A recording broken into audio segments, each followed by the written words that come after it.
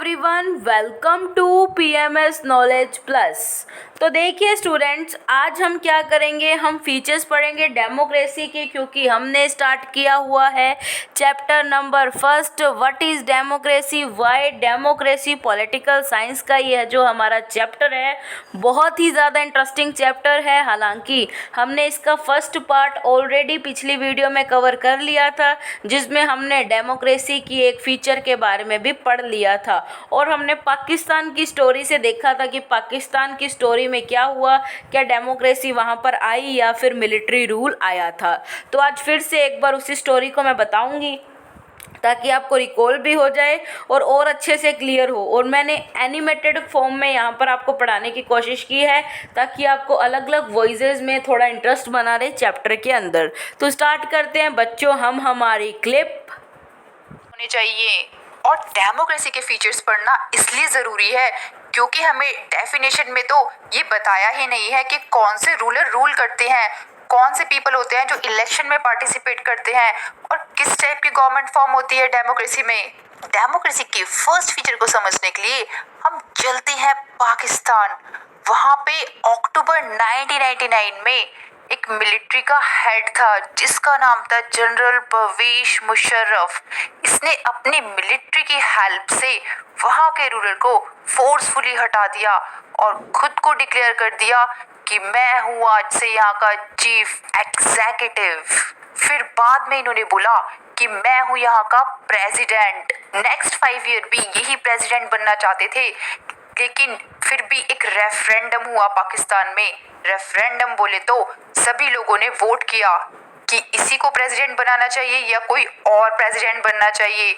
तो सारे के सारे वोट इन्हीं के फेवर में आए और ये बन गए प्रेसिडेंट। बट जो पाकिस्तान की मीडिया थी, ह्यूमन राइट्स ऑर्गेनाइजेशन के लोग थे और जो डेमोक्रेसी एक्टिविस्ट थे, वो बोल रहे थे कि जो रेफरेंडम हुआ है वो माल प्रैक्टिस और फ्रॉड के बेसिस पे हुआ है, बहुत गलत तरीके से हुआ है, क्योंकि लोग तो चाहते ही नहीं है इन्हें प्रेसिडेंट बनाना, तो लोग कैसे वोट दे सकते हैं। तो इस वोट में घपलेबाजी है। 2002 में परवेज मुशर्रफ की गवर्नमेंट ने एक लीगल फ्रेमवर्क ऑर्डर किया। अब इसके अकॉर्डिंग है ना, कॉन्स्टिट्यूशन में चेंजेस कर दिए पाकिस्तान में, और जो नेशनल और प्रोविंशियल असेंबली थी ना, जैसे कि यहाँ पे लोकसभा और राज्यसभा होती है, उसको भी अब प्रेसिडेंट डिसमिस कर सकता है, कभी भी हटा सकता है। और जो सिविलियन कैबिनेट है उस पे भी अपना पूरा हक जमा लिया और कहा कि जो नेशनल सिक्योरिटी काउंसिल है, जिसमें सबसे ज्यादा मिलिट्री ऑफिसर्स होते हैं, वो ही अब सारा रूल करेगी सिविलियन कैबिनेट पे। सिविलियन कैबिनेट में वो पीपल्स थे जो इलेक्ट होकर आए थे, बट उनके हाथ में तो कोई पावर ही नहीं थी, सारी पावर मिलिट्री ऑफिसर्स के हाथ में ही थी। तो ये कोई डेमोक्रेटिक गवर्नमेंट थोड़ी ना है, यहाँ पर डेमोक्रेसी बिल्कुल भी नहीं है। तो फर्स्ट फीचर हमारा डेमोक्रेसी का यही बोलता है कि in a democracy the final decision making power must rest with those elected by the people. उस पर्सन के हाथ में, उस रूलर के हाथ में सारी पावर होनी चाहिए जिसको पीपल ने इलेक्ट किया है, ना कि जो रूलर जबरदस्ती बना है। डेमोक्रेसी के सेकंड फीचर को समझने के लिए हम चलते हैं चाइना और मैक्सिको। अब देखिए स्टूडेंट्स, हमने क्या समझा, हमने पाकिस्तान की स्टोरी देखी।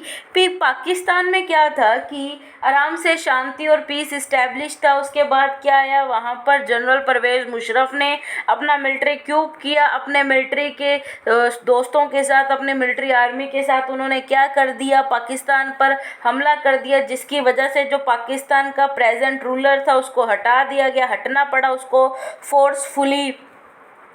ठीक है, तो उसके बाद क्या हो गया, जो है जनरल परवेज मुशर्रफ, उन्होंने खुद को एज अ प्रेसिडेंट अनाउंस कर दिया।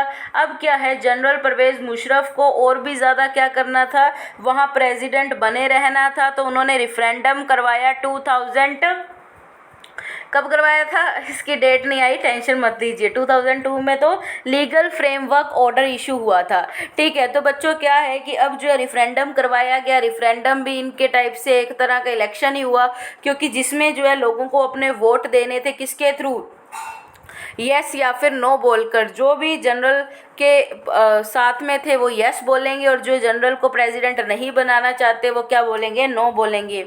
लेकिन क्या है, उस जो क्या हुआ था कि जो मतलब ये रेफरेंडम हुआ उसमें जितने भी सारे लोग थे, जितने भी मतलब पीपल थे, उन्होंने क्या कर दिया, जनरल परवेज़ मुशर्रफ को प्रेसिडेंट बनने के लिए सहमति दे दी, हाँ कर दी। अब क्या हुआ, जिसके बाद जो है प्रेसिडेंट है जनरल मुशर्रफ बन गए अगले 5 सालों के लिए। अब क्या है, वहाँ के जो मीडिया थी, ठीक है, रिपोर्टर्स वगैरह थे, या फिर जो अदर पार्टीज़ वगैरह थी, लोगों के लिए ह्यूमन राइट्स कमीशन वाले थे, जो लोगों की राइट्स के लिए लड़ते हैं, तो उन्होंने कहा कि जनरल परवेज़ मुशर्रफ या फिर मुशर्रफ, ये जो है इनको कोई भी प्रेसिडेंट बनाना नहीं चाहता। ये इन्होंने रेफरेंडम में क्या किया है, घपलेबाजी की है, रेफरेंडम इन्होंने गलत कंडक्ट करवाया है, ठीक है।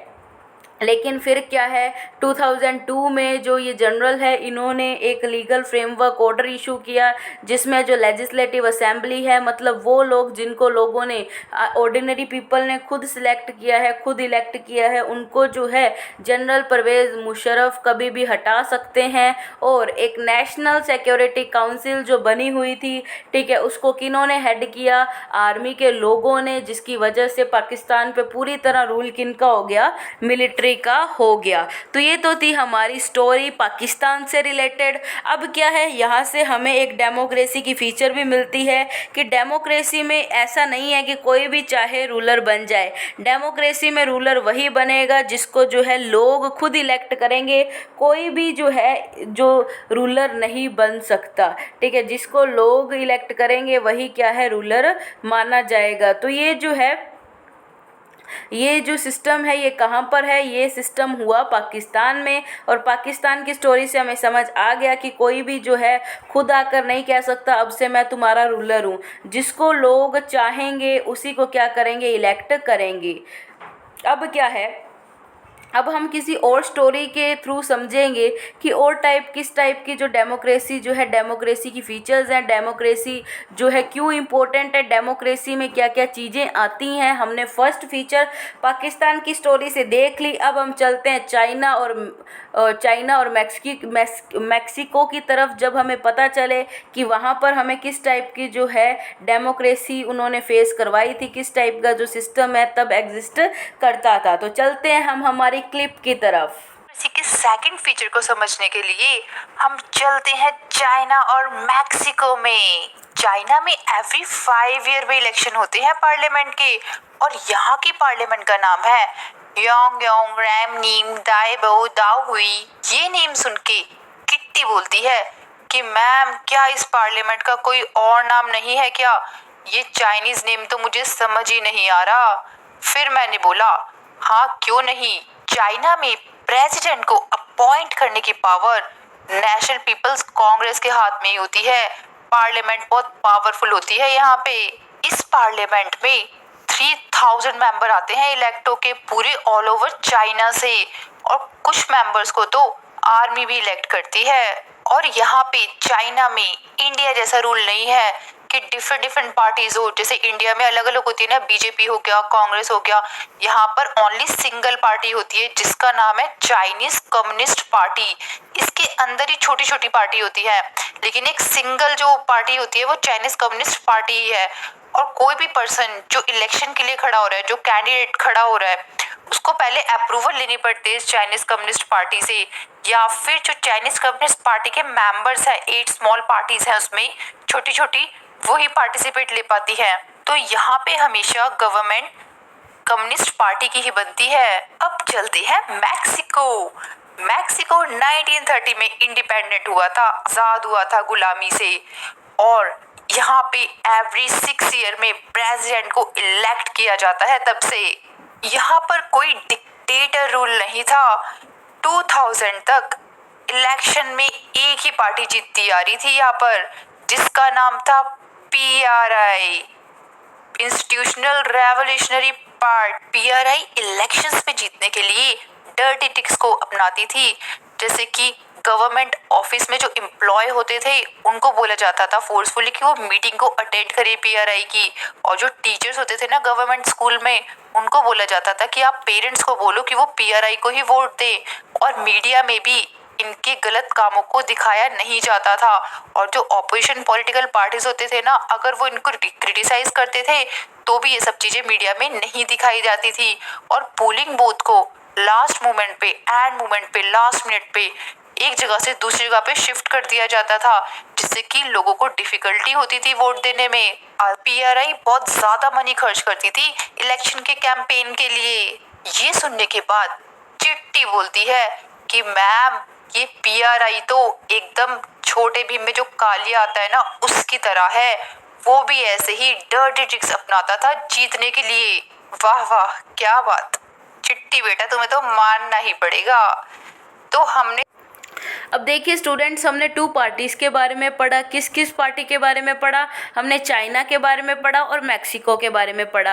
ये जो मैं आपको क्लिप दिखा रही हूँ, इसलिए दिखा रही हूँ ताकि आपका चैप्टर में इंटरेस्ट बना रहे और आपको अलग अलग अगर लैंग्वेज में जैसे अलग अलग वॉइस के साथ पढ़ाया जाएगा तो आपको थोड़ा ज़्यादा समझ आ पाए। ठीक है, तो अब क्या है, हमने पढ़ा चाइना और मैक्सिको के बारे में। जो चाइना है, चाइना में इलेक्शंस होते थे एवरी 5 ईयर्स के बाद प्रेसिडेंट इलेक्ट होते थे।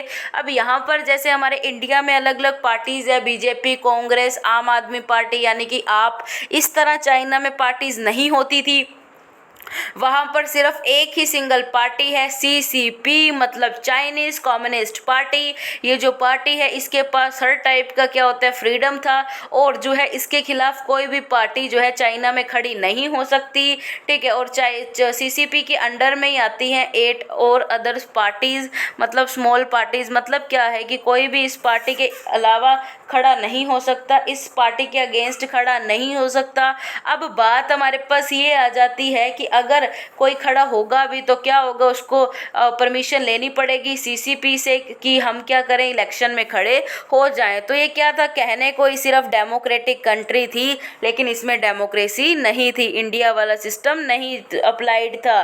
ठीक है, अब बात करते हैं हमारी लास्ट कंट्री की। आज की वीडियो में मैं सिर्फ आपको मैक्सिको के बारे में बताऊंगी। अब मैक्सिको क्या है, मैक्सिको में एक पार्टी का रूल चलता था, वो थी पीआरआई। ठीक है, पीआरआई जो पार्टी थी यही हर बार इलेक्शन जीतती थी, क्योंकि जो पीआरआई पार्टी है वो बहुत ज़्यादा इन्वेस्ट करती थी, बहुत ज़्यादा खर्च करती थी इलेक्शंस को जीतने के लिए। अब जो ये पीआरआई पार्टी है बच्चों, ये डर्टी ट्रिक्स को यूज़ करती थी इलेक्शंस में जीतने के लिए, और जो इनके खिलाफ मीडिया भी नहीं बोलती थी, सिर्फ तारीफ होती थी पीआरआई की। और जो स्कूल टीचर्स होते हैं, गवर्नमेंट स्टाफ होता है, उनको बोला जाता था कि आप पीआरआई की मीटिंग्स अटेंड करो, पीआरआई का प्रचार करो, पीआरआई का प्रमोशन करो। तो इसलिए फिर यहाँ पे मैंने छोटा भीम एक सीरियल आता था बचपन में, ठीक है, उसमें जो एक और करेक्टर था उसके बारे में मैंने आपको थोड़ी सी फ़नी बात बताई। ठीक है, तो इस टाइप से हम इंटरेस्टिंग वे में सारे चैप्टर्स को कवर करेंगे स्टूडेंट्स, ताकि आपको बहुत ही अच्छे से जो है हर बात समझ आ जाए। इससे हमें लास्ट फीचर भी मिल जाती है, फीचर ऑफ डेमोक्रेसी की सेकंड फीचर, कि जो डेमोक्रेसी है उसमें क्या होने चाहिए, फ्री एंड फेयर इलेक्शन होते चाहिए। ठीक है, where those currently in power have a fair chance of losing, मतलब वो गवर्नमेंट जो अभी करंट में वहाँ पर रूल कर रही है उसके भी हारने के बराबर ही चांस होने चाहिए। ऐसा नहीं है कि कोई एक पर्टिकुलर पार्टी ही क्या करे, रूल करे। तो ये सिस्टम बिल्कुल गलत है, ये डेमोक्रेसी में नहीं आता। ठीक है, तो हमने आज 3 कंट्रीज़ के बारे में पढ़ा, उनकी सिचुएशन के बारे में पढ़ा, और 2 फीचर्स देखी डेमोक्रेसी की। तो इसे आप अच्छे से रीड आउट कर लीजिएगा। मिलते हैं नेक्स्ट वीडियो में नेक्स्ट टॉपिक के साथ। Thank you and thank you very much. अब एक और चीज़ रह गई, थैंक यू बोलने से पहले बता देती हूँ कि जो है इसके जो नोट्स हैं, आपको सिर्फ इस वीडियो को सुनना है। जो नोट्स हैं मैं आपके क्या करा करूँगी, एक दिन आपको वीडियो भेजा करूँगी और एक दिन आपके नोट्स भेजा करूँगी। अब मैं आपको आज वीडियो भेज रही हूँ, तो कल क्या आएंगे आपके ग्रुप्स में, नोट्स। तो चलिए students, thank you very much.